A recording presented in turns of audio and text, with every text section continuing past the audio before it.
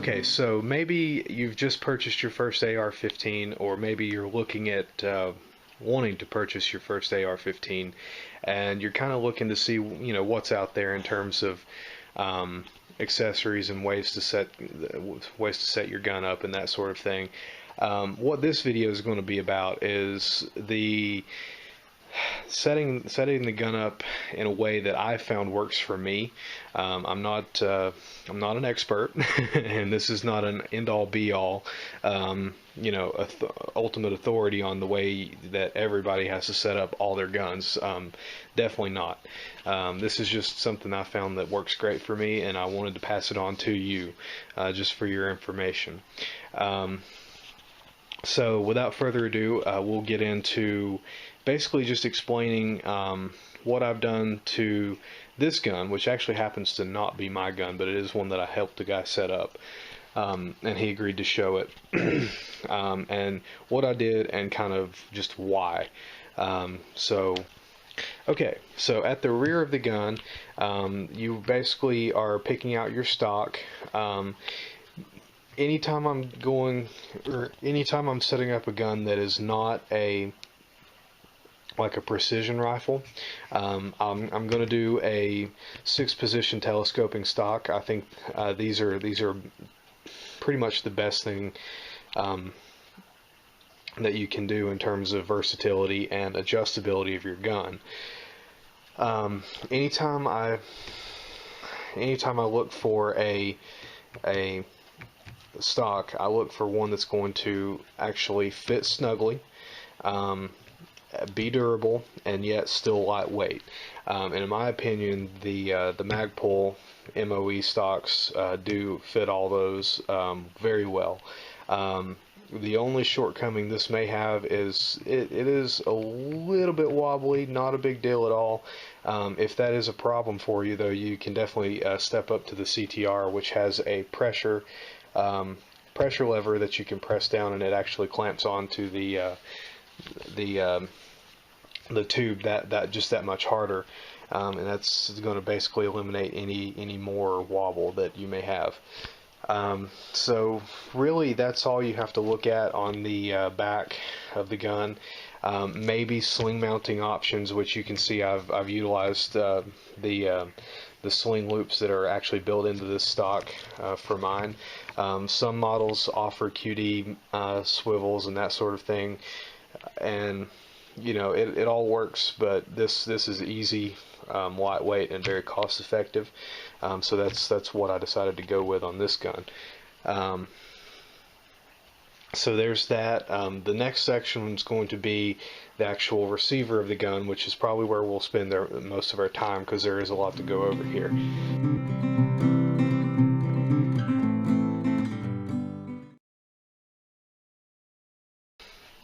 Okay, so looking at the receiver of your firearm, it can get kind of confusing because there are a lot of aftermarket stuff out there that you can put on here, and it gets crazy really quickly. And I'll be honest with you, I've probably tried it all. So here's what works for me. Basically what I'll do, the 3 biggest modifications that I do on most any AR in terms of just stuff that goes in the receiver, is I'll upgrade the charging handle, I'll upgrade the safety, and I'll upgrade to K&S anti-rotation pins.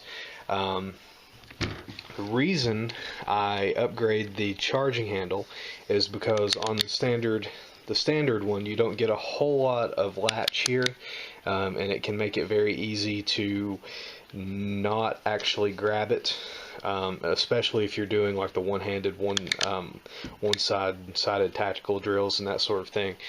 Also, the BCM gunfighter is actually designed to only be used from that side. I mean, obviously it can be used like that as well if you need to, but it's designed, just the geometry internally in this charging handle is designed to support the stresses and withstand the stresses that are associated with only using the left hand side of the charging handle. So that's a big thing to use, take into consideration here. Um, the reason I switch out to an ambidextrous safety is not because I necessarily train with it, because once again I like to be able to pick up anybody else's rifle and use it just as efficiently as if it were my own rifle. So what we're looking at here is just something that I do just for convenience. 9 times out of 10, I don't even use this, but that 1% of the time it's awesome to have, just because it makes it so fast and convenient, basically, to be able to just flick the safety off with your index finger. Um, K&S anti-rotation pins are awesome. They should go on every AR-15 period, in my opinion. Reason being is, the first AR-15 that I ever had, I shot the crap out of that thing. I probably had upwards of 10,000 rounds through it within the first year that I owned it. Well, maybe first 2 years that I owned it. I'm not sure, but either way, I had a lot of rounds through it. And it actually, I had fired the gun so many times that these pins had loosened up, because they do rotate a little bit when you pull the trigger and the hammer drops and all sorts of things are going on inside the lower receiver here. It had done that to the point where the holes that the pins actually live in had loosened up to the point where basically they just fall out nearly every time I'd pull the trigger, and I'd have to actually go back in and refeed the pin through these holes, and it would just keep happening over and over and over again. And obviously that was after probably 5 or 10,000 rounds that started happening. So I mean, it's a steel pin in aluminum receiver. It's gonna happen eventually. So this makes this outer bar here makes that not an issue anymore. It holds the pins where they need to be. Another thing I'll do is on my personal guns, and any other gun that I'm helping set up, I always recommend a Magpul grip, just because they feel my hand really well. They've always worked for me, and they change the grip geometry to the point where it basically makes pulling the trigger straight back really easy for me. I don't get a whole lot of torque on the gun, and just other little minor things like that. Plus, they're just downright comfortable. I'll also put this is just something I do because I'm weird. I'll put one of the Magpul angled trigger guards in here. It's something that you probably wouldn't even notice unless you were running gloves.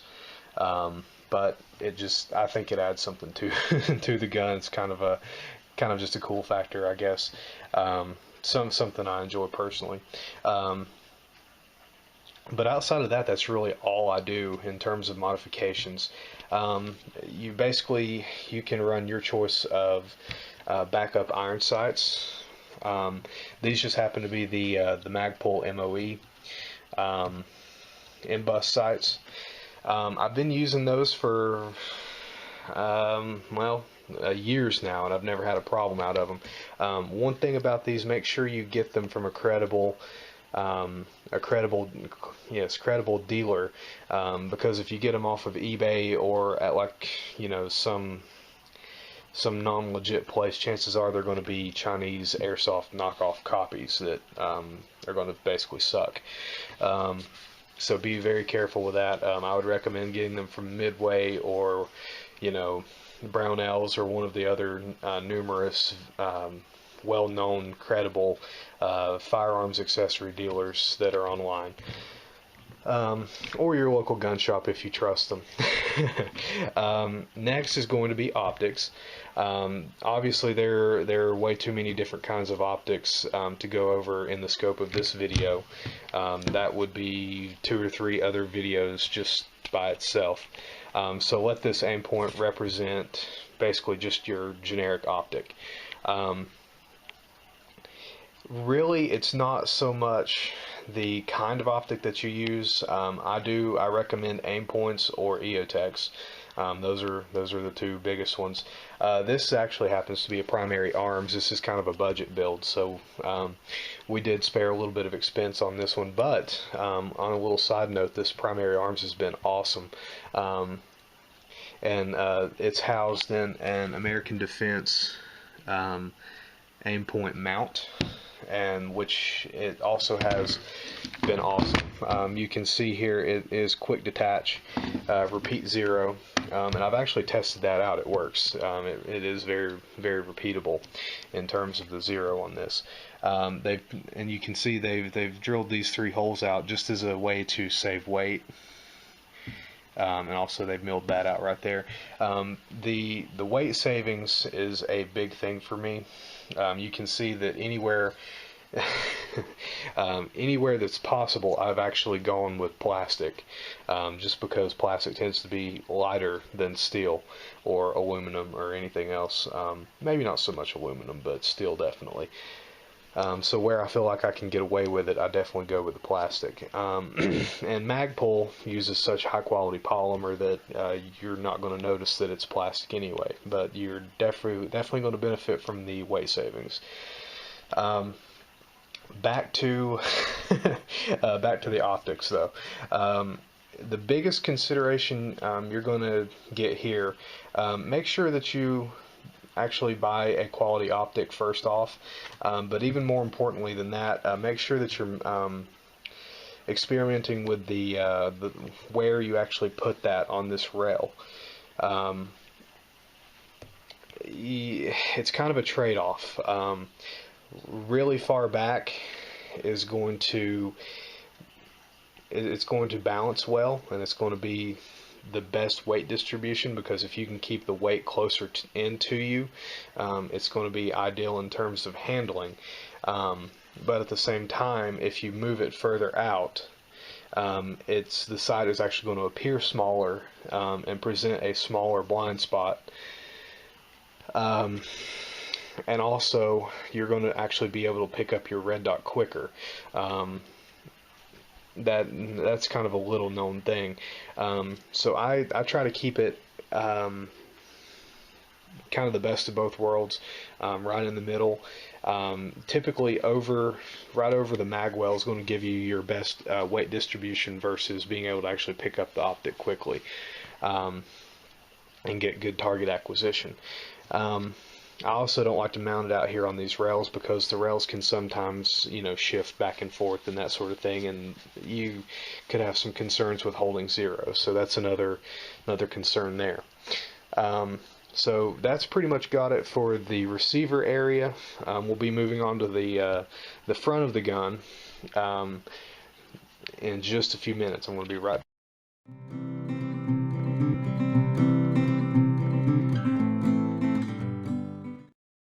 Okay, and we're back. So on the front of the gun, there's not as much stuff to go over here as there was on the receiver. Really the only main considerations I have here is I like to have a good long rail, or fore end that I can reach out and grab closer towards the end of the barrel.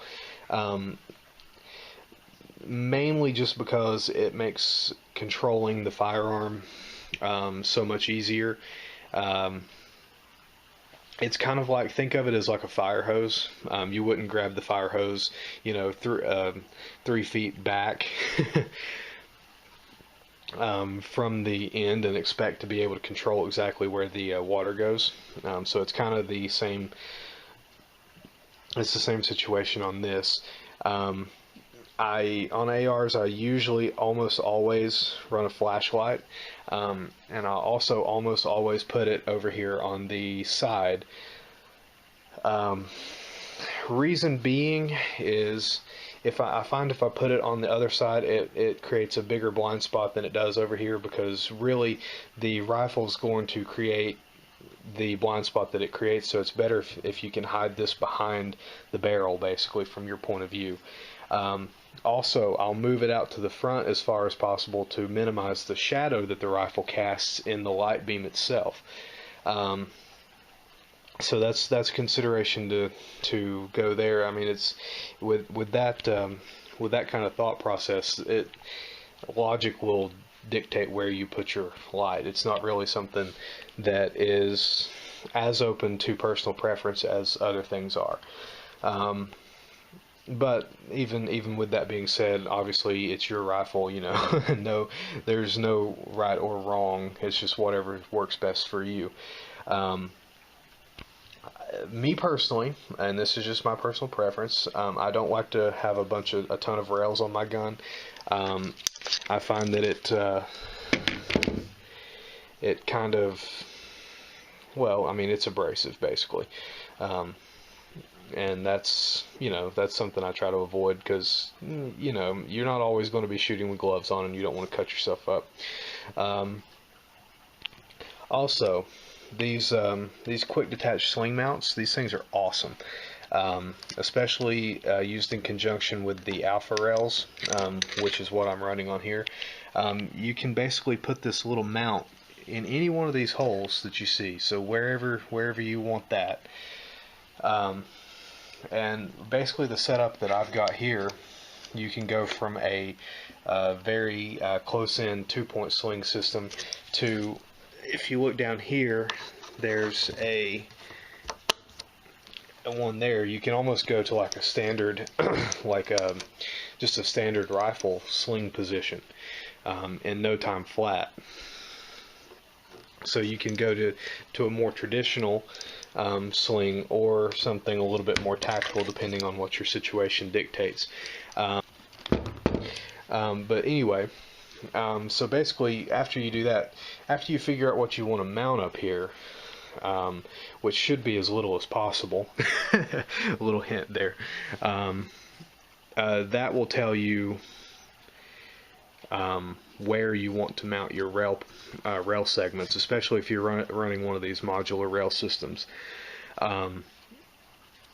Basically, I've got a rail here for the flashlight, and then I've got a rail here mainly for that QD sling mount. And also, I mean, I flip back and forth on vertical foregrips and that sort of thing. I'm not a huge fan of the angled foregrips, just my personal preference on that. But I do occasionally like a good vertical foregrip. And also, basically the gas system has a lot to do with the recoil impulse of the weapon, in terms of just sheer shooting experience. I recommend the mid-length gas system, just because it has a similar recoil signature or recoil impulse as a standard M16 length AR. And that's due to the placement of the gas port in relation to the end of the barrel. Basically, that length, that measurement is the same. It also makes it more reliable because you don't have as many issues with gas pressure and that sort of thing. Basically, looking at the front of the gun here, this is the battle comp, which it's a compensator, but it also is very effective as a flash hider. These things are a little bit pricey, but I think they're worth it in the long run. This, coupled with the mid-length gas system, basically it gives you recoil probably the more akin to maybe like a 17 HMR or a 22, honestly. And that's shooting 5.56. So that's kind of, yeah, pretty awesome after you actually try this combo. So really, I mean, that's about it. I'm sure I haven't covered everything. In fact, I'm pretty sure I've forgotten some stuff. But if you guys have any questions, just definitely let me know. This is probably the first of many AR videos that I'll be doing. Hopefully I'll get out to the range and actually shoot some here one of these days. That would be nice. But with the with ammo prices here lately, it's kind of hard to do that. But anyway, definitely like, comment, and subscribe, whatever you guys feel compelled to do, and we'll hear from you shortly. Later, guys. Bye.